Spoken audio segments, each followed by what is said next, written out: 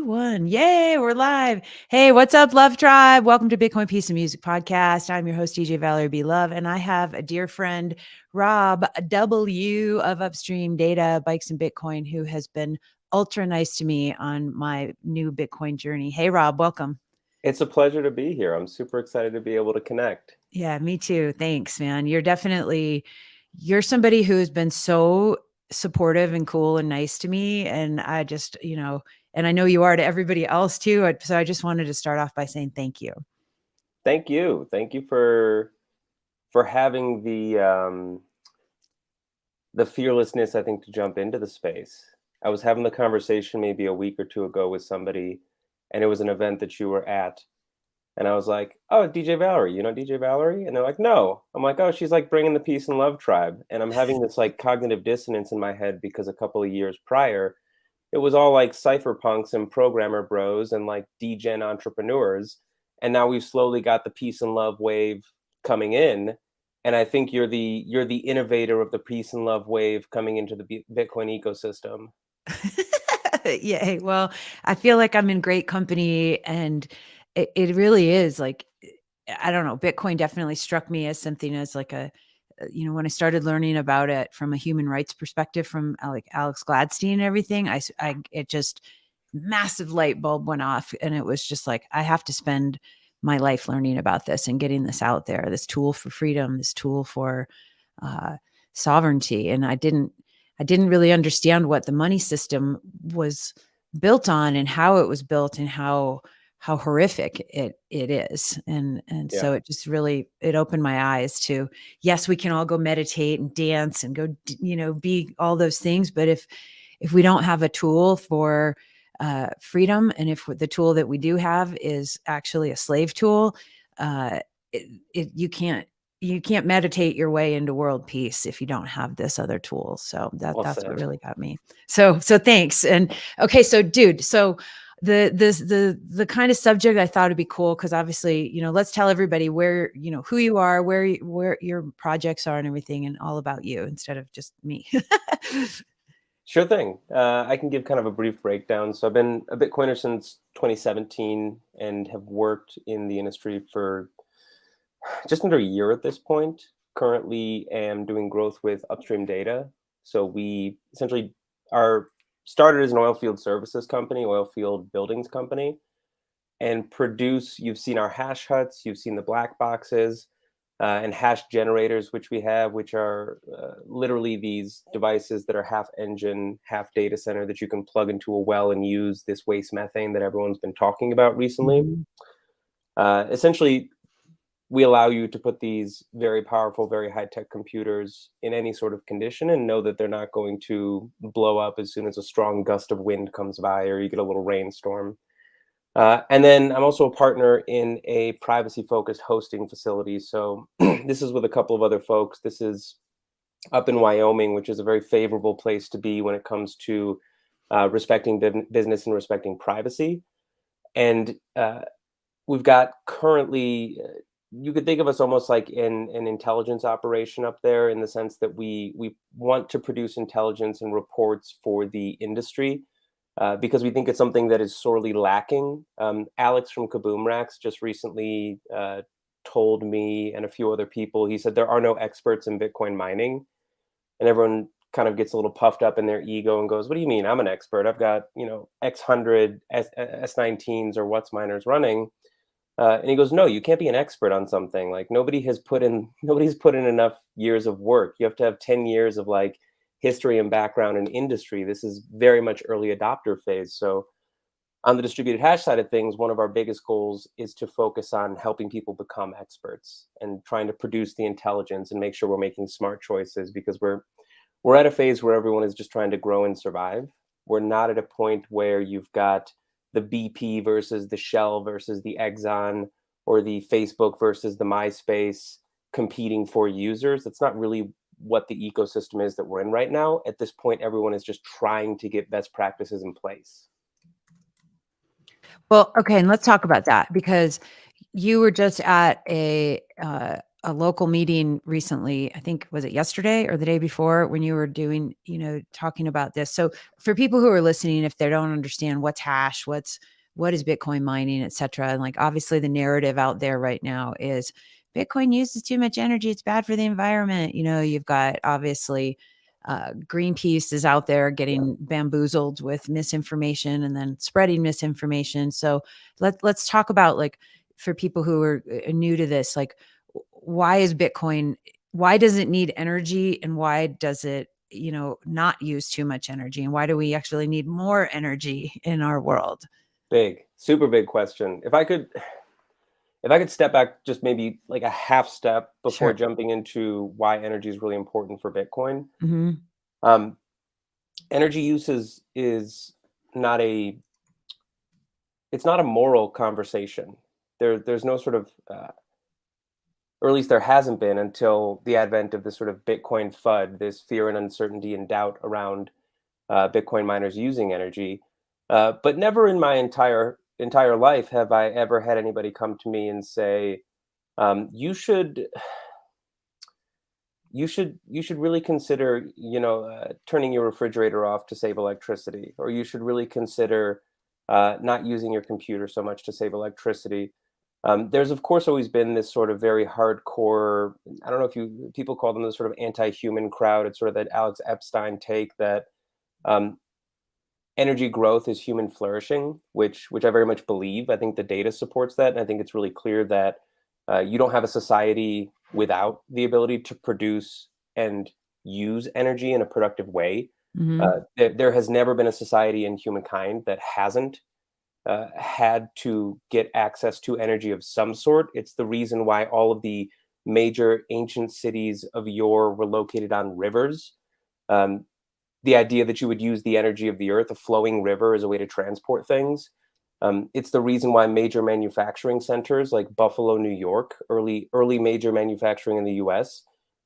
Was located there because it was hydropower, Mm. and hydropower was an effective way to produce energy. You don't get flourishing in humanity at all unless you start to scale up and grow the ability to produce and consume that energy, right? When it comes to how people use energy, that's a different question because a lot of the attacks, at least the kind of growing zeitgeist that I see, are people saying that's not the right way to use energy. Bitcoin is a waste of energy, which is it's sort of a moral supposition, right? It's that I don't like what you're doing with it, so turn the video game console off. What is the energy consumption of Twitch streamers all across the world? Nobody is arguing that there should be fewer Twitch streamers because they use Exactly. too much electricity. It's a ridiculous contention. There's no morality attached to your electrons. Electrons are electrons. Um, and so I guess the next question is, well, why does Bitcoin use so much energy, and why is everybody losing their minds about it? Bitcoin uses for its security the proof of work. So we've just had this big transition from Ethereum, the altcoin, that everybody is now kind of watching in real time what happens when you leave your proof of work basis and switch to something called proof of stake. I won't get into what proof of stake it is, but it's widely agreed amongst a lot of the crowd that I'm in the circles and in my own research and opinion that you're effectively just recreating all the asymmetries um, of the existing financial system, the lack of inclusion, and the idea that by simply being wealthy, you are entitled to garner more wealth or more votes, which I don't think anybody thinks of as a positive thing from a say human rights or governmental sense. Nobody Mhm. wants to say, "Oh, you're richer, so you get more votes" when it comes time to vote for whomever. But for some reason, people think it's a good idea in the tech space that you should make that transition. What proof of work does necessarily is that it keeps what we are doing in Bitcoin, which is effectively running a secure decentralized monetary network, which is something that is entirely worthy of consuming energy. The idea that the ability to transmit value from one individual to another individual in an uncensorable way is not a worthy use of electrons is just silly. And when you phrase it that way and you say, you think Bitcoin is dumb, but do you think the ability of individuals to remit money back to their home country say from the US to El Salvador, or from the US to the Philippines, or to Vietnam or Indonesia, do you think that's a waste of energy if they're going to be taking, say, a 10% cut using something like a Western Union, which is these highly predatory, really small volumes of cash that are being taxed effectively as they cross lines? Would you begrudge somebody the opportunity to communicate value to their family because you don't like the way it's being used, because you just don't like Bitcoin? So, what Bitcoin is able to do through proof of work is stay connected fundamentally to the real world. It takes investment by real people, Bitcoin miners, running real hardware, ASIC computers, we call them in the ecosystem, plugged into real electric grids that have various ways of running that electricity. So some people like to run their ASICs at home. Some people like to be very, very competitive with the rates that they're getting, so they'll find commercial spaces. Some people will build entire new facilities, warehouses, and drop them next to big substations. A substation is just a location away from a power generation site. That power is aggregated before being distributed. So you might have power leaving a power generation site going to a number of substations. And then from those various substations, it will be distributed in various ways, sort of like you're reaching out to nodes and you're stepping down to like the neighborhood level. We don't take electricity directly from the power generator and plug it into our house. It has to go through a few steps. So there's a million and one ways to do this thing, Bitcoin mining, that we're still figuring out. But the end of the day is that Bitcoin has to be connected in some way to the real world, which is by doing work. And the kind of work that we do in Bitcoin is that we expend energy, and we expend that energy to help secure the network by looking for what's called a nonce. So I won't go into some of the technicals about what it means to look for a nonce. Unless you want to go that route, I'm kind of happy to go the full rabbit hole. But effectively, what you're doing is by investing your energy and by running that energy through these ASICs, you're hashing, you're searching for a number. It's almost like rolling a die or buying a lottery ticket. There's a lot of great analogies that work for it, but you're making a real investment into securing this network. And that's something that I don't think enough people appreciate. It's what distinguishes us from something like a proof of stake system.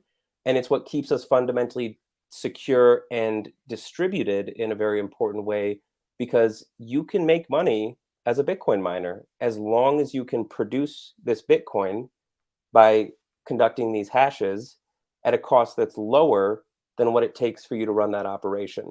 So we are fundamentally connected to the real world. We're fundamentally connected to the energy grid. And contrary to what people say, oh, Bitcoin is a boondoggle, Bitcoin is dumb, Bitcoin miners are and have to be some of the deepest thinking people about the way that they structure their businesses, they structure their facilities, and they grow their businesses. Because if you don't do it that way, you can find that you become very, very fragile, and big changes in price or big changes in competition or big changes in the energy markets will ruin your business. And we've seen this. We've seen this with natural gas prices skyrocketing in certain places and just blowing up what people were getting charged to hash. It became unprofitable. We saw it with companies becoming over leveraged. They took debt on the wrong things in their companies. When the price dropped, all of a sudden they got called. Holy cow, I don't have the money anymore. I don't have the cash flow because the price is down. So I was kind of thinking this morning, it's like oil and gas. In principle, it seems simple. You poke the hole in the ground, you suck up the gas, you put it in the car, whatever. Bitcoin mining is kind of the same. You buy an ASIC, you plug it into a wall, you mine some Bitcoin, you get some sats, whatever. Something that is very, very simple in principle actually has kind of 1,000 layers deep to go when you really start to try to understand it. Yeah, it's definitely 1,000 layers deep, and I think about, like, just today, okay? So this is where I'm concerned about what's going on with the public is, um, I was just on a call, like I said, I was on a call with one of my teachers and like I'm a business teacher, and he is one of the biggest podcasters in the world. And I asked him, I was like, what do you think about, Adam Curry and value for value and, Fountain FM and everything and using, Bitcoin and the Lightning Network? And his first response was like, oh, there was an ETH merge today and it uses much less, 98% less energy and all this. That's the first thing he said.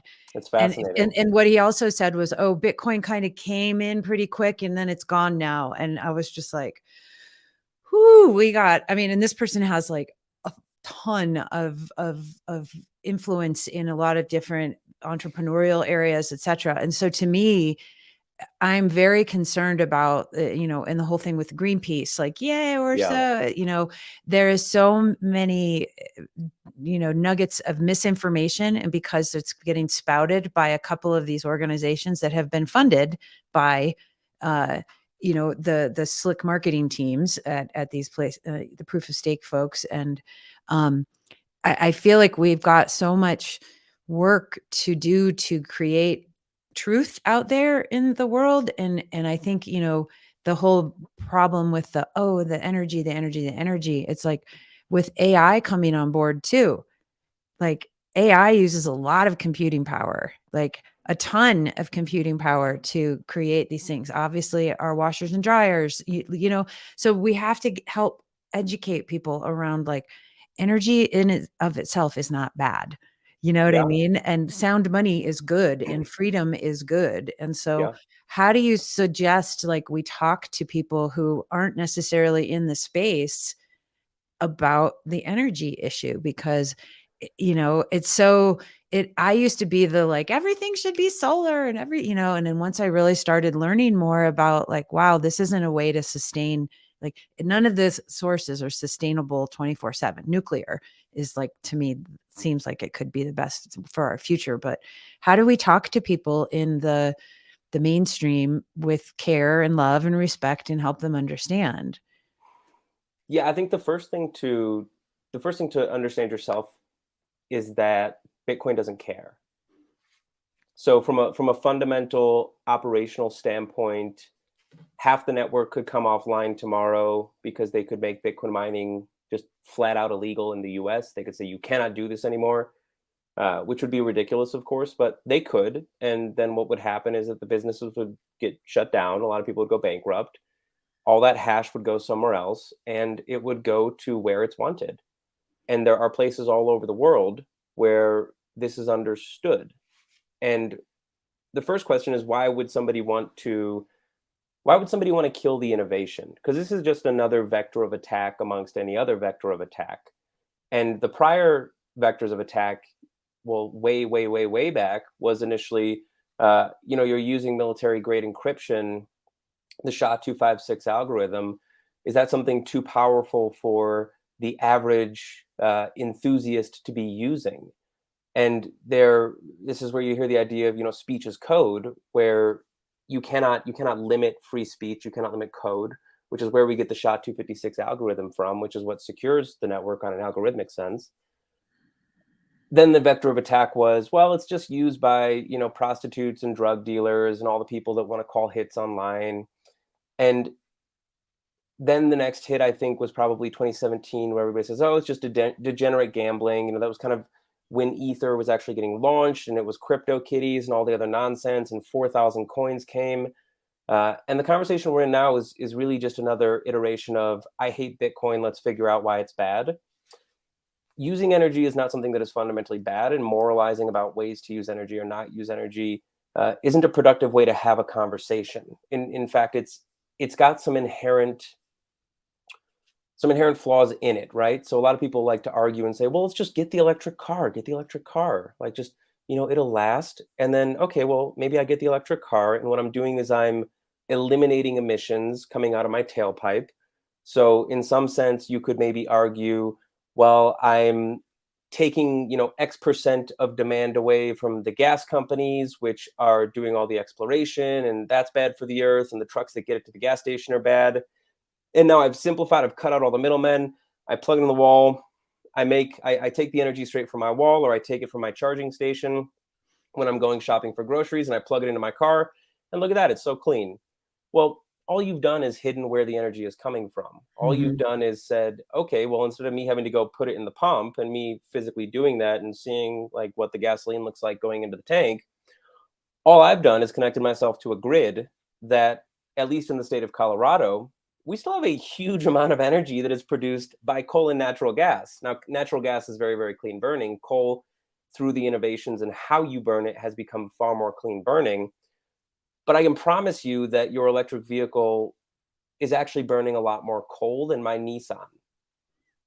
That's fundamentally what you're doing. So all you're doing is sort of helping yourself with a sense of cognitive dissonance. So the question is, how do you attack that?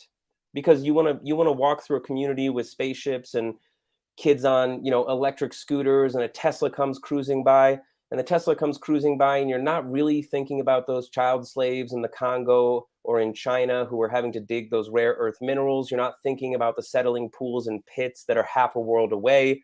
You don't give a shit. You got a tax credit. You saved a little Yep. bit of money. You've got your Tesla. Everything is super fancy. It's got self-driving. Don't you want self-driving? It's an impossible battle to fight, right? I think that's the point to illustrate. And I think it will be where the fight is next, to be honest with you, because I see the sort of growing trend of the bastions of advocacy, whether it's like the Jin Ursos or the Troy Crosses or the Bradley Rittlers, these guys that are studying all of these different aspects of energy use and Bitcoin energy consumption, and they're sort of trying to play within the system. I think that's where the battle is going to be next. But I think for most of us, at the end of the day, what we're going to have to center ourselves on is the fundamental question of, is there any way to moralize about a way that allows people to transact between each other freely? Because Yeah. the state hates it for one reason and one reason alone, because they cannot kill it and they cannot control it. So once that is made very, very clear, do you think it is wrong or morally incorrect or a problem that people are allowed to transact with each other freely? And what you have to accept about that premise is that as much as it allows you to send and remit funds from the US to El Salvador so that somebody can go send their, 300, $400 to their family, and that family member in El Salvador doesn't have to worry about getting mugged after taking a 2 hour long bus ride to go to the Western Union. And then there's a guy standing out there going, oh, I bet that guy's a lot of cash on them. If you accept that Bitcoin does that, you also have to accept that people who you do not like get to use it too. Yep. And I think that is one of the hardest things for people to accept. Will it still be used by nations that you think are evil and terrible? Yes. But there's no hedging on freedom. There's no hedging on permissionlessness. You can decide where you play in the network, but you can't force anybody else to do anything on the network. And that's what's brilliant about it, but it's also where people are going to try to hammer us when it comes to the policy side. Yeah, I agree with that, and I feel like that's one of the, top 10 myths is like, "Oh, bad guys use it, prostitutes use it, whoever uses it that you don't think should be able to do stuff," and it's like, well, they use cash, they use the phone lines, and they use internet and electricity too, so should we not have those innovations? Of course not, that's ridiculous, and It's so ridiculous. it's absolutely ridiculous, and so it is one of those conversations I think we just, these little talking points to share. It's important that we keep going out there. I mean, it was a big wake up call having this, just jumping on, before I had talked to you, I was like, wow. And people they're confident in their responses too, because they Yeah. think, oh, I've read this headline or I've maybe done 20 minutes of research and I believe these people. And so obviously, like you said, Bitcoin doesn't give shit. It's going to do what it's going to do. And I was just having a call with somebody last night, and I think a lot of us are like this. We care. Bitcoiners really do care. I believe that everybody I've met are very mission driven people who give a shit. You know what I mean? And I feel like the big giant um Raiders of the Lost Ark boulder is like chasing us and we're running, Mhm. and we're trying to tell our loved ones and people that we care about, like, hey guys, like there's something's really bad is happening and it's going to keep getting worse. Like this is a great tool. And so it does create some stress. It's easy to just be like, fuck it, I got Bitcoin, I'm good, I'm going to go on. But most of us don't operate that way. A lot of us are really trying to help make the world a better place, And so I think it is just going to take a lot of You know, conversations and patience. a thought just occurred to me while you're talking, and the kind of way that people are brushing off Bitcoin in conversation with you because of all these, insert XYZ talking points. Mhm. Um, and it's more of a statement about just the current state of, call it, our monetary system, our captured economy, the coziness between the government and private business, and the way that our money is produced and distributed. It's very easy to hate Bitcoin when you don't need it. And Yeah. this is one thing that's very unique, I think, about Bitcoin that makes it difficult. It doesn't make it like, because what got me into Bitcoin initially was that I was running a startup in New Orleans, and like all entrepreneurs, you're looking for some kind of asymmetric growth opportunity. And Mhm. so if you're investing in yourself, you want your business to have some kind of asymmetric growth opportunity. And so I initially came into Bitcoin thinking, oh, well, this is really interesting. I didn't come in for ideological reasons. I came Mhm. in not even Yeah, me too. understanding that it was a network and not an asset. In my mind, it looked just like an asset. Oh, cool. I'll start buying this thing because maybe it has some upside. Very much thinking in the sort of fiat, well, if it goes to this, I'll have this many dollars. And look at that. Like, that's a great investment. Totally.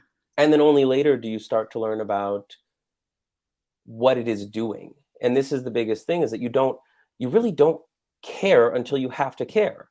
And it's a very hard way to sell something, uh, because it's insurance. And insurance is the easiest thing in the world to either buy too little of or not buy at all.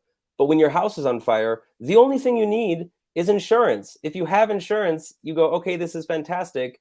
I may have lost the car, I may have, lost the roof in the hailstorm, but I'm insured. And as humans, psychologically speaking, we don't necessarily invest enough in that sort of forward thinking, that sort of buying of insurance, so to speak. This is the sort of Greg Foss point that I don't think can be mentioned enough, but is absolutely true. You don't have to have it until you have to have it. And Yeah. so you and I, we kind of come by it almost in a strange way, where we're coming by it through either our own experiences or our ideological values. And then we're developing this community where we are engaging with each other and we're learning from each other. And we're starting to develop an understanding of, what it is, what are the economic incentives behind Bitcoin. And that holds a mirror to the rest of the world. And you go, wait a second, if this is the incentive structure under Bitcoin, how is that perverted under a fiat standard? And you start to look at things like predatory lending, or these rates, or the creation of money, the debasement of money, the destruction of supply chains. You look at incentivization across different markets, and you go, holy shit. And you're holding this sort of Bitcoin mirror up to the rest of the fiat world, and you're able to really understand it. But how you get in is very hard, because you either have to get in by accident, like you or I, and then have this thing kind of blossom up for you, or you get into it because you have to get into it, you have to use it. And that's always a really hard way to sell a product, to have it be entirely invisible until the entire universe has just blown up and you have to have this thing. Yeah, and then everyone's scrambling for it at the last minute. This morning on Cafe Bitcoin, they had, like, the guys from Galoy and Ibex Mercado and everything down Yeah. in Lake Bitcoin down in Guatemala, and just talking about how, like, I think they said over 70% of the population is unbanked down Mm, there, and, that Bitcoin has been really helpful with being able to transact, and it's a very cash-heavy society down there, and so, as we know, like, that creates different types of risk, like getting mugged, etcetera. yeah. And just like you said, like, the remittances and the fees from remittances alone that are going to a middleman are huge. If grandma, if somebody's sending money to grandma back home, um, and then grandma has to leave her house, like you said, and go take the bus. Well, guess what? That creates energy and emissions and all that crap out in the air that people are all worried about. It's like, is that how you want that? Or do you want her to be able to just go, do, do, do? Yeah, I got it. Let's go. So, I mean, that's a whole nother, imagine how many millions of trips need to be taken each year for people to have to go drive to the Western Union office. That's, Oh, it's insane. yeah. Yeah. I think it's crazy. Well, let's talk about, so this is Pleb Minor Month, for those of us who are, and I I'm going to definitely start my home mining at some point here. I want to do some heating and get going on that. Like, why is it important, to have your own mining setup, or at least have it, like, like with distributed hash? Oh, like a hosting setup. Whether So it's hosting or whether it's at your home or however, why is it important if you become a Bitcoiner? Why is it a good idea to start getting involved in this? I think first off, I don't think everybody should mine. Yeah, yeah. So 100%, you do not have to become a miner to be a real Bitcoiner, right? Like all it takes to be a Bitcoiner, in my mind, is to have Bitcoin and to self custody it. And that is a mega rabbit hole that a lot of people can go down on their own. Have your Bitcoin, self custody it, and that could take you 18 months to have the confidence or the skills to both own Bitcoin and self custody it in a Mhm. way that you feel confident um, in essentially storing your entire wealth in a way that doesn't feel like it's just shoved under your mattress. Yeah. When it comes to the mining side of things, I there's two things going on. One is the idea of when you mine, you are, in one sense, running a business, and you should always think about it in the models and number side of things. You should consider what you're buying. Should consider the rates that you're going to plug it in at. You should consider where it's going to go, how you're going to manage it, and all of this stuff gets more and more difficult as you get bigger and bigger and bigger and bigger. This is not something that gets it's not something that you can really even manage beyond, say, 2 to 5 machines at your own house. And you say 5 machines. Oh, I could get 5 machines easily. Okay, well, 5 machines, you're going to put each of those on a 20 amp breaker. Most breakers inside of, say, older homes, some panels now are coming with sort of stock 400 amps, but most breaker panels at a house are going to have a 200 amp panel. If you want to run 5 miners at your house, you've just used half of your panel. Mm. So to better understand how your electrical consumption is working in your house, this is something that scales very quickly out of the home environment from a business perspective. And so one thing that I think a lot of people are learning now is that they're often going to hosts, but there are no really good ways to learn or understand how to select a host, how to negotiate with a host. Am I going to get screwed on contracting? Am I going to get screwed on additional fees? Are these people going to treat my hash as well as I would treat my hash if it was sitting in my basement and running? These are all questions to be asked, and this is something that people are figuring out through the various hosts that exist in the space. So what we've been doing with distributed hash is that we've said, let's start with basically a Bitcoiner first mentality, treat the hash like it's ours, and have very, very aligned incentives when it comes to setting up everything from where your machine's going to how are they hashing to what you can see about that hash. So one thing that makes us extremely unique as far as an operator is concerned is that we only charge you on the actual energy that you consume, which means that if there is a power outage, you are not hashing and we are not charging you for that. So no, if you are not making money, we are not making money. So we are aligned, we're on the same team on that front. Additionally, one thing that we do that's very unique is we actually allow folks, we set up a private VPN in our data center, Mm. and it is walled off in a certain way that when we send you VPN credentials that only you have, you can now use from your computer, you can log into the back end of your machines and you can see exactly how they're running. You can see exactly how much hash they're producing. You can see all of their operating conditions. And you can do this directly. What typically happens is that you send your hash to a facility and they throw it on a main panel somewhere and they get it hashing, and maybe they have a sticker that says this is Jim's machine and he's got 10 machines, but you never actually get to control your machines. The host is the person who's controlling your machines. The only way that you get to see what your machine is doing is that you can tell the host, well, I want to send that hash to this pool, or I want to send it to this pool. And so you see it on the pool side, which means that, yeah, you see what you're producing, but you don't actually have any control over what's happening in that facility. And you don't know anything about the conditions of that machine. You don't know how hot it is. You don't know how much electricity it's actually consuming. You have very few insights into what's actually happening. And we don't think that's the right way that you want to grow a business in this space, because you think that you should be far more open and far more clear about what you're sharing. We want intelligent customers. We don't ever want to be in a position where we're sort of pulling the wool over your eyes, or where we could even possibly do something nefarious. Because if you only see the pool, and you can't see your 10 machines that are sitting right here, well, maybe one of your machines breaks. And I go, oh crap, we got to get Todd's machines up and running again. So I might just grab somebody else's machine and point that hash to your pool. You don't know. Mm. Maybe I've gone and gotten completely different machines. Maybe you sent me 10 machines and they were all What's miners, but I go, I don't like What's miners. I could sell those machines and then go get a bunch of ant miners, plug those in, and just point that hash to your pool. Your pool doesn't tell you that. Um, there's a lot of ways that you can create obscurity. And there's a lot of ways that you can do sort of nefarious financial things. And that's not how we want to run the business. But again, that's something that doesn't really work for everyone. And I don't think everyone should be a Bitcoin miner. I Mhm. think folks who know what they're getting into in terms of this is going to be, if you want to do it properly, it's going to require a lot of research. It's going to require some capital outlay.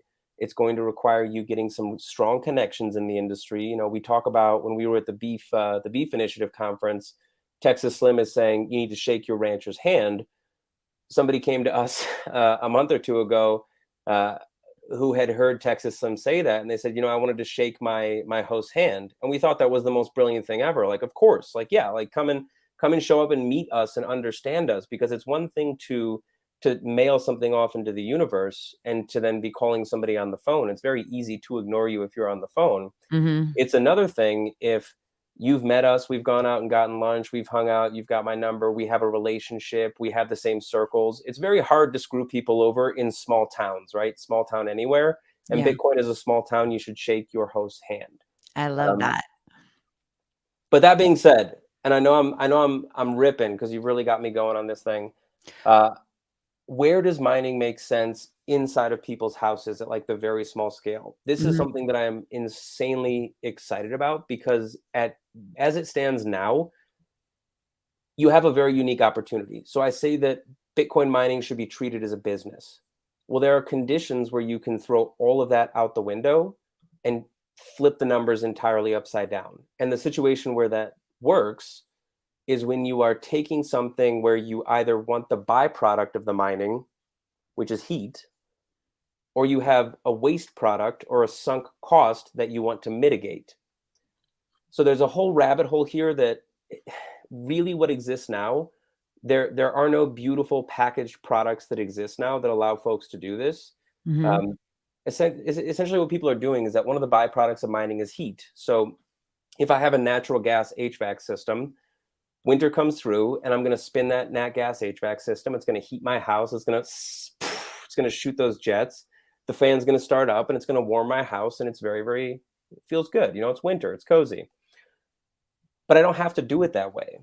What I can do is I can take that traditional business model of electrical inputs into a Bitcoin miner, generate a certain amount of hash, generate a certain amount of Bitcoin, and I can all of a sudden add this layer of, well, I want to be warm in my house. So how about I put one of those Bitcoin miners, and I see that you pull it up here, in a black box, which will mitigate the sound aspect of a Bitcoin miner because they're loud if they're air cooled. How about I throw that in my basement and make sure that it's got enough airflow so everything is happy? And then in winter, instead of firing up my HVAC system, and then when natural gas prices go through the roof, as they will, I'm still using electricity. And now I'm using that byproduct to generate heat. Maybe I'm saving $80 a month. Maybe I'm saving $100 a month. And it doesn't have to be a huge amount of money that you're saving in what would otherwise be sort of a sunk cost, or say like a comfort cost, something that you would just do to be comfortable. Mhm. You're now recapturing that, which changes the entire business model of mining as a strictly business venture. Where it starts to get really crazy, and this is something that I've seen maybe only realistically fewer than 20 people I've seen have implemented systems like this. Um, you've seen like immersion mining, where you take a Bitcoin machine and you put the whole thing in dielectric fluid. It's kind of a stabilized oil, and then you run it in that oil. It's a non-conductive oil. You run it in that oil, and it lets you run things in a way that is a lot quieter. Uh, Immersion is great, but I'm not super bullish on immersion. Steve Barber, CEO of Upstream, was somebody who was very cautious going into immersion, and I have spent a lot of time having conversations with him about these setups and have come to many of the same conclusions, which is that it works and it mitigates some of the noise problems that you get from things like fans. but you add a ton of complexity when you start adding oil and these oil systems that have to loop through to other systems and plate exchangers that then go to radiators. Where I'm really excited in the sort of liquid cooling space is actually in water cooling. Mm, So there are some machines on the market which you can't really buy as a one-off. One of them is the Bitmain, the Antminer S19 XP, XP Hydro. This is essentially like a water-cooled miner where instead of blowing air through the machine, it's got basically a water block that sits on the chips so that as the chips are hot, hot, hot, it's constantly pumping water through. You can't really get these without buying a whole box full of them, which is why you don't see them in people's backyards experimenting with them. WhatsMiner is producing one that looks kind of like a flat blade server that would fit into a standard server rack, and that is a water cooled machine that is just starting to come out. But the reason I'm so excited about that is that what's the biggest source of hot water in your house? It's yeah, probably sitting in your basement right now. yeah. And it's either using electricity or it's using natural gas. And it is a purely sunk comfort cost. When I turn the water on, I want to wash my face in warm water. When I take a shower, I don't want a cold shower. There are ways that haven't been built yet. Maybe one of your viewers will be exactly the person to kind of hear this and go, "Oh, that's a great idea. I should work on that." And I think you should. Uh, there are ways where you could essentially take this miner and use it as a way that you could heat your water systems in your house, and you could heat your air systems in your house. And in the same way that you've got, say, an AC condenser sitting in your backyard that has that fan that spins up, you could just have an extra fan there that dumps the extra heat, and your AC condenser doesn't bother you. This wouldn't bother you as long as you make it big enough. And so there's ways that you can integrate water heating into home heating solutions, these comfort costs, that basically mean every house in America would be a candidate to do this. And in some sense, you don't even have to care about Bitcoin. You don't. A lot of the guys that are trying to get rid of natural gas, who are like these oil and gas guys, they just want to find a way to monetize waste. And all we're doing is that with Upstream Data, when we're putting these generators on people's oil sites, we're just monetizing waste. You can do the exact same thing in every house in America. You can monetize the waste. It's so important too, because I feel like, especially now, everyone's going to be concerned about what's going to happen this winter with prices. And oh my gosh, are we going to have to wear 7 parkas and not turn our heat on because it's so freaking expensive? It's like anything that could at least get those costs down a bit, because if we can offset the cost with, okay, I got a little bit of Bitcoin, not that you're going to go get 10,000 Bitcoin or anything, but it could be a good incentive for people to understand, like, yeah, plug this in and da, da, da, da, da. I really, I'm excited about the future of this going forward for people. Like you said, every household in our country, and certainly many others, we enjoy warm water, and Yeah, half of the country needs heat during the winter time at least, so I'm like, okay, this is a good idea. And I know you and we talked a little earlier this week about whether it's a rec center or a gym or anything with their big giant pools that want to stay huge. heated, all year, or laundromats, anything. I mean, can you imagine the revolution that could happen if every dryer in the country was hooked up to some kind of a miner, or however we could make it so that we're staying comfortable, we're staying in our we don't have to give anything up, but we're offsetting it with something that we would want to do anyways. And so I think it's so important. Um, tell everybody about the methane part, because when I started learning about that and the stranded gas methane, I was just like, wow, this is exciting Yeah. to me. So this is for all the environmental awesome people who might be listening to this. So I'm a learner in this space, and Yeah, we all are. maybe a little more dangerous than most, but I'm definitely not the oil and gas expert by any means. Um, and I didn't know most of this stuff until I got into the space, because you don't think about where your electrons come from. You only think about your power if your power's out. Right. You don't really worry about where it's coming from or how it's being made. That's a problem somewhere else. Natural gas is fascinating. It's really fascinating because it is an extremely efficient burning fossil fuel. Or I guess we can just call it a mineral. I think there's like some debate over whether fossil fuel is the appropriate language to use. Um, and what's really interesting about the way that Bitcoin is being used, in particularly the methane space, is that it has created the strangest bedfellows culturally ever. It has the most die-hard, like, wildcatting oil and gas guys out there going, "Let's throw more of these engines on more of these well sites and create as much energy and create as much Bitcoin as possible." And you have, in the same breath, the most hardcore environmentalists going, "We need to throw as many engines on as many well sites, producing as much energy and essentially using Bitcoin as a way to create a market for that energy as quickly as possible." So the first question is, what's the issue? So from the environmental or the hardcore oil and gas side, the problem is waste. And the Mm. problem is the way that you look at the waste. So natural gas is extremely clean burning. It's a great fuel. It's a really, really excellent fuel. And if you're ever on YouTube late at night, start looking up natural gas turbine systems, because they're some of the most conceptually simple but most magnificently engineered things I've ever seen. They're just unreal the way that these facilities are built and the way that they run. Uh, Natural gas on the oil and gas side is waste because it is often a waste product. It's often something that, if you're going for heavy oil in a deposit, would be sitting on top of it, almost like opening up your top of your Coke can and you hear the CO2 coming out, right? Essentially the same thing happens when you are looking for heavy oil, where you will very, very often find these big pockets of natural gas that are sitting on top of it. The question is, what do you do with it? The answer to that is that there's not there's of course innovations. There's of course ways in which they deal with it at the point of the actual dig, the oil well, the pad itself. So they'll do things like combusting, which is you run it through essentially a burner tower. And the reason you do that is because you want to break it down as much as you can. When methane is in the atmosphere, it's far, far, far more damaging than any other sort of gas you could be releasing. It has huge heating properties. It doesn't have the same kind of life cycle as a lot of other what are often lumped into like greenhouse gases, but it has massive heating qualities when it comes to it being released into the atmosphere just ambiently, right? So sometimes you're combusting it through a combustor. Sometimes you're literally just venting it. It's odorless, it's colorless, nobody will notice it.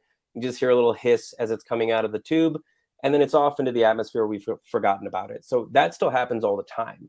There's loads of venting, loads of flaring outside of the actual capture and use of it in energy markets. So it's waste on the oil and gas side.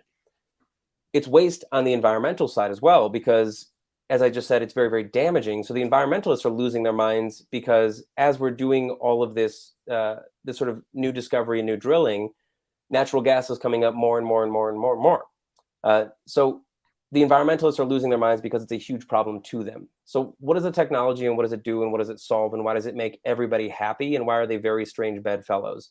They're very strange bedfellows because, by having a product like a hash generator or a hash combo, which we make with Upstream, which is essentially a natural gas engine on one side of a building and then a data center on the other side of it, you can drop this either 4 by 16 or sort of 8 by 12 skidded building anywhere that there's a natural gas site. And instead of either combusting it, which is just breaking it down, which nobody is happy with, because if I'm an oil and gas guy, I don't want to burn my product. Uh, the environmentalists aren't happy because it's also never going to be broken down enough, right? Uh, I don't want to vent it, so I can plug it into these hash combos, these hash generators. I can use it, and actually using it productively, using those minerals productively in an engine, and an engine that's properly tuned, will break it down more than combustion, obviously more than venting, but more than running it just through a flare or through a combustor. So just sort of burning it into the ambient. So what you're doing is you're actually reducing the waste of your product writ large compared to any other technology that exists out there. And you're doing it in a way that actually makes you capital back. So the oil and gas guy is happy because I can run that engine. It's extremely efficient.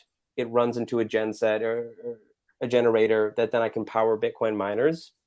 The environmentalist is happy because they're seeing the greenhouse gas, this methane that's being released, reduced to a far, far, far lower quality or quantity rather than any other technology that would be in existence. And at the end of the day, it's very interesting because even there was this recent federal report on cryptocurrency and blockchain mining as it pertains to the environment. And I did a quick thread on it. It's absolute garbage. So if when you read it, do not be mad and know that it is nothing more than very, very poorly cited elementary grade research with a very, very strict political agenda.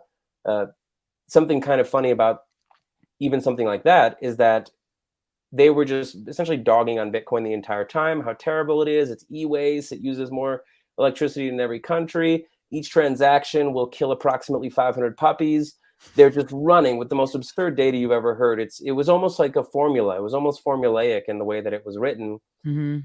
And the one positive thing they said was, oh, well, it might help substantially with creating a non-governmental incentivized way of reducing methane emissions. And then it was immediately back onto the dog pile. Uh, so it's funny because it's like they say you should never watch the news about like subjects that you know something about, because then you'll realize, how little they must know about everything else. Uh, Ugh. I guess it's kind of like that, or maybe just that a broken clock is right maybe twice a day. That was one thing they got right, but don't read that report with any sort of level of insight or seriousness around it. Well, I think and I haven't I know I saw your thread and I didn't get a chance to read deeply your rebuttal to this, and so becoming a Bitcoiner, and I'm still new, just like a year and a half-ish into this, it's really caused me to really question every single thing, and it's been a source of anger for sure, and a lot of outrage, and I really do think like, wow, what all the other things that have been pulled over our head with media. And, it's like cite a couple little sources and then it sounds credible. And then, okay, great. I read 5 headlines. I must be an expert at this or that. And so it's so important for everybody listening, like always learn, like do your own research and don't trust anybody. Like even me, don't trust me, don't trust Rob, don't trust, like go do your research and make sure that like you get enough data points where you feel like this is, as irrefutable as it could be, and making sure follow the money, who's got the agenda to make this headline true or false, Yep. and like who benefits from these things. It's always, always, always follow the money and follow the power incentive, who's going to benefit. And yeah, it's caused me to be a lot more just more critical and analytical in my thinking. And it's overwhelming because I'm like, I only have this much bandwidth each day. Yeah. And I'm not that smart. So I'm just like, I'm kind of like uh, the village idiot, just like, what's this stuff? I want to go learn. And but I'm definitely learning more than I've ever learned in the last year and a half than I learned in any college, in any business that I've done. And in the last 50 years, it's been just amazing. Yeah, I mean, I wouldn't say that you're unintelligent in the space or unintelligent broadly, because well, I started my early career in education, and one of my teaching mentors said, hard work beats talent if talent doesn't work hard. Mm, And it was like the ultimate, just like teacher one-liner. It's like that's a one-liner that you pass on from generation to generation of teachers because it will always smack you in the face. yeah.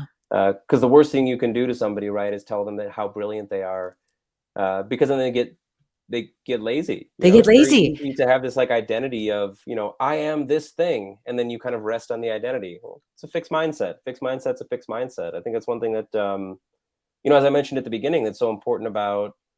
Uh, I don't want to say people like you, but people with your experience and your mindset and coming in with your perspective and learning, is that nobody understands this shit when they get into it. Like, I'm not a programmer, I'm not a developer. Like, I Mhm. come with a certain set of background and experiences, either lived or through study, and those are extremely valuable when it comes to the space, because it's another lens to interpret the space through. And in the same way, you bring so many perspectives that a lot of people don't have in the space, which is why it's enriching. It's not something that you should interpret as like a rebuttal. Well, I'm not a programmer.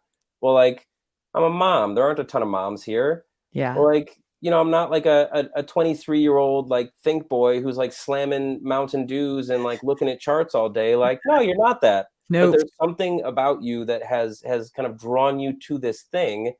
And so the diligence that you bring, I think, to understanding it is what's really interesting. And to me, that's very.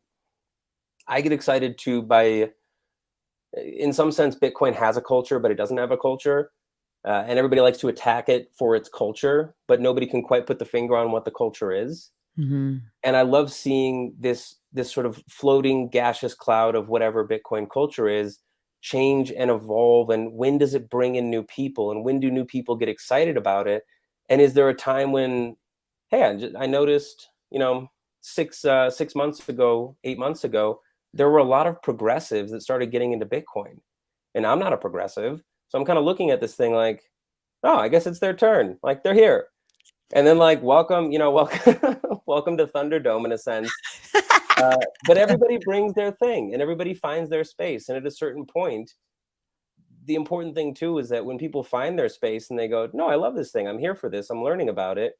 Everybody goes, "Okay, we'll see you at the meetup," and we carry on. So that's one. Yeah, that's one thing that I think generally in a culturally sense really excites me, seeing the ecosystem change and seeing the people get drawn to it in various ways.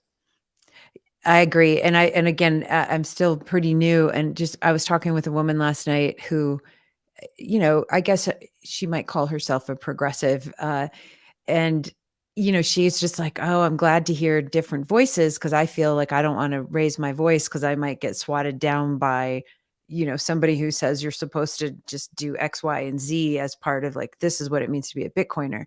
And basically, it's like, to me, I value freedom, absolutely at the top of the pyramid, and I feel like we should all have access to tools that give us freedom, and so I think that's what joins us a lot together, and then the fact of how we get there, it's like, okay, let's just do our own jam, but, like, it is a holistic approach to being, a happy person on this planet, and Bitcoin, I think, gives us, uh one tool. It's one tool to make a more free, more fair world for everybody, and, you know, I'm so glad that there are people out there like you and everybody else who's got a lot more knowledge and skill set of like, "Yep, this is how we go start this company and go do the mining," or, "This is how we go, capture the stranded gas and turn it into something useful." Like, that's not my jam, but I can talk to you about it, and hopefully other people get to learn, because I'm using my voice, and so that's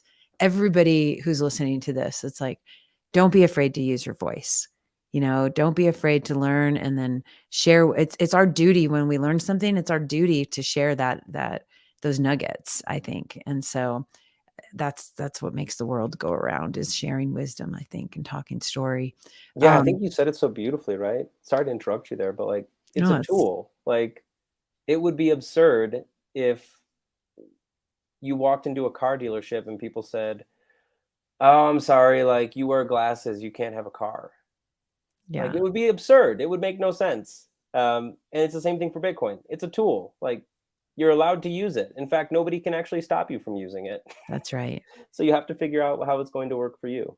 Well, and that's like something that I was at um the meetup a couple days ago down in Denver, and I had met somebody. And I'm gonna do a series on this because this is something that's gotten under my skin, and I'm really angry about this. Huh. But her business, she's getting Wells Fargo just shut her bank accounts down, and her team.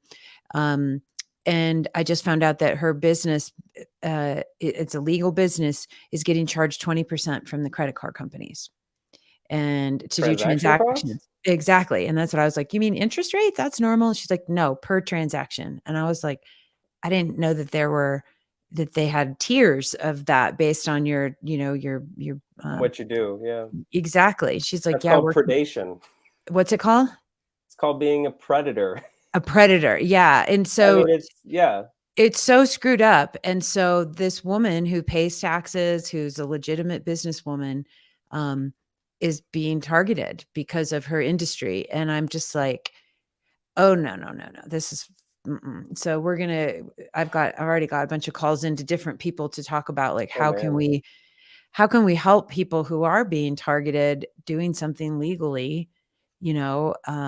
Yeah, it's really screwy, and I'm so, excited to see where you go with that. I think I know who you're talking talking about, and I think because I've had a conversation with this person on Twitter as well. Mhm. Um, but it's wild, isn't it? And people will do that because they think they can get away with it, or because they can get away with it.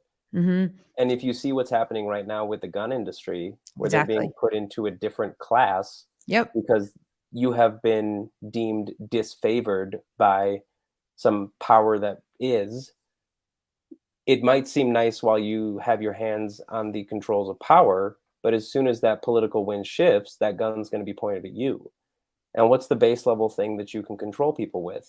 Their ability to freely transact. Exactly. If you can take that from them, you can take everything.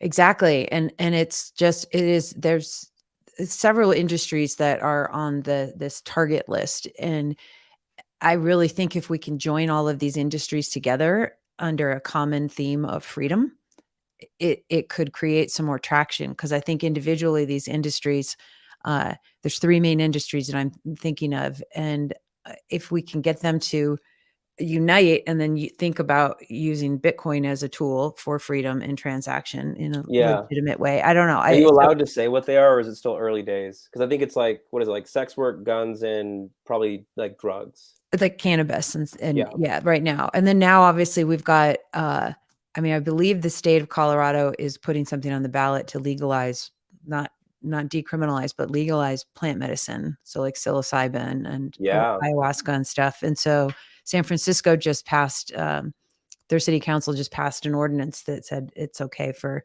plant medicines to be I don't know if it was decrim or legal, but basically now but the people are still kind of hamstrung because they can't use the traditional banking models. And so it creates um it's just a little bit murky and messy right now. And I think Yeah. because to me, and I know this is a little bit of a tangent from energy, but like I'm a big proponent of freedom. And if you have a consenting adult that wants to do something, whether it's go smoke some weed or, have a relation with somebody that you both agree that this is okay, that's to me, that's medicinal, and that's therapeutic. And if somebody wants to go do something that they feel that they have to satisfy something that could help them alleviate something in their being, it's none of the government's business to go in and try to regulate that, you know what I mean? And I get the whole, uh, okay, we don't want sex trafficking of people. Of course not. But if you can separate the 2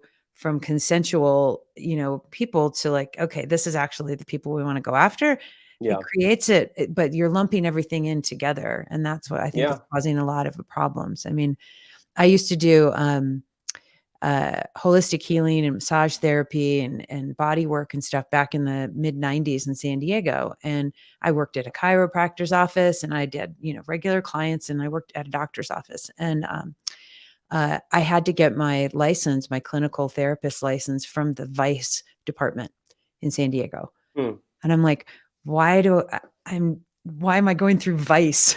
you That's know, very odd. Yeah. yeah, and because they lumped everything in as, like, the what do they call it? The rub and tug or tugging whatever, like, they thought Huh. it was There's all, like, no the way sex. that you could do body work without, finishing it off with some sexual touching or something like that. Exactly, and I was just like, This is gross. This is not my thing." I'm, like, literally, doing hippie energy work, all this Yeah, stuff, and then so you're a criminal with a license, right? exactly, and You're that's not what it a free individual, you're somebody who's registered with the state. right, and so and I honestly this was obviously, many years ago. I don't know what the laws are now or where the departments are, but it's like a health like a doctor would go to a board, so Yeah, it's and there's varying degrees of this. And so, because I think of like different sex therapists, you look at like Esther Perel, sure.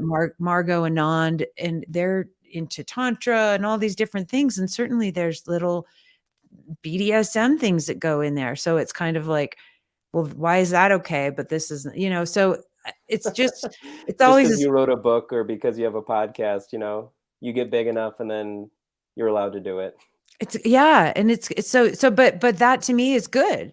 And it's good, like, because they've got that and they know that there's a spectrum. So it's like, that it's none of the government's business to get into people's privacy that way. So yeah, Sure. and but I'm just thinking from a level of like unite and thrive with these different industries. It could be an interesting conversation, just like you said with the unusual bedfellows with the energy and Bitcoin with these guys. And I'm curious how we could support these industries with Bitcoin going forward.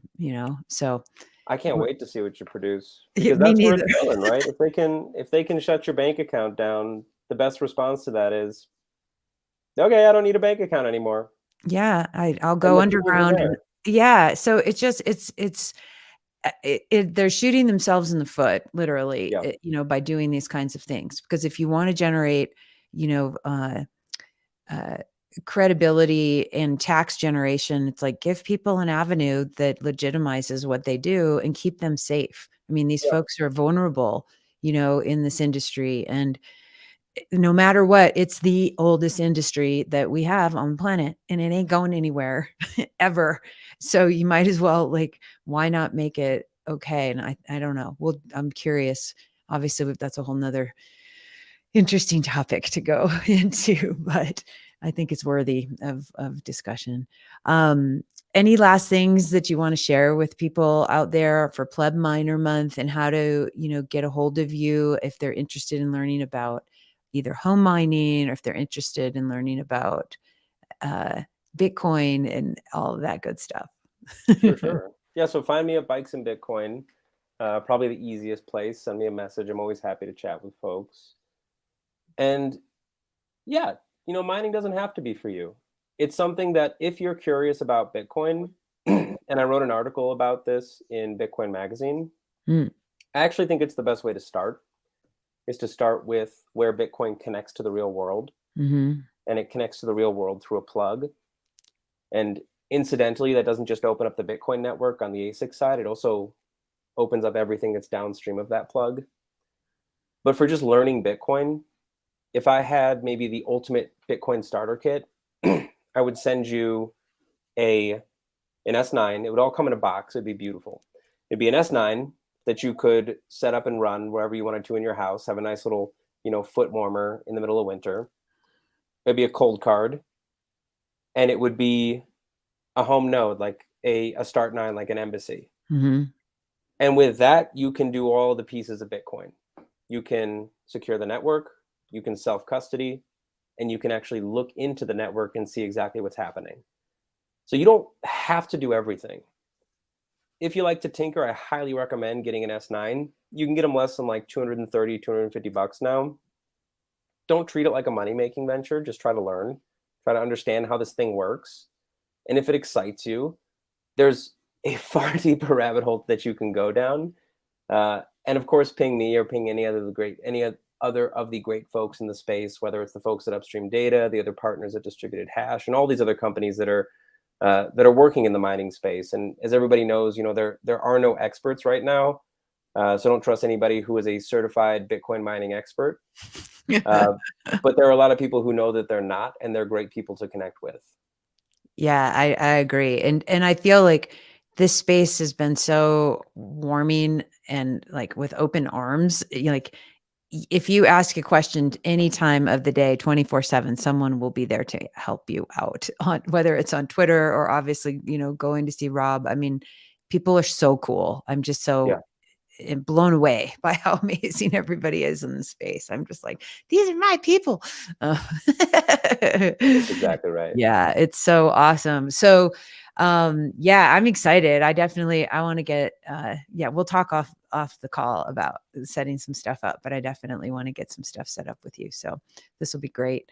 Yeah, well, you guys, this is great. And Rob, thanks so much. I know you're super busy and thanks for taking time to share your wisdom with the audience here. And definitely you guys go find Rob at Bikes and Bitcoin on Twitter, go to upstreamdata.ca, go to distributedha.sh for learning about the hosting up in Wyoming, and definitely check out hashtag pleb minor month. There's lots and lots of great content out there with all the other plebs who are supporting, getting the mining vibes out there for all of us. So I'm really excited and so grateful, Rob. Thanks again so much for coming on the show. Amazing. Thank you so much for thinking of me. Yeah, totally, my friend. All right, everybody. Peace, love, and aloha. This is DJ Val, Bitcoin Piece of Music. I'll catch y'all next time. Woohoo! Yay. All right, we did.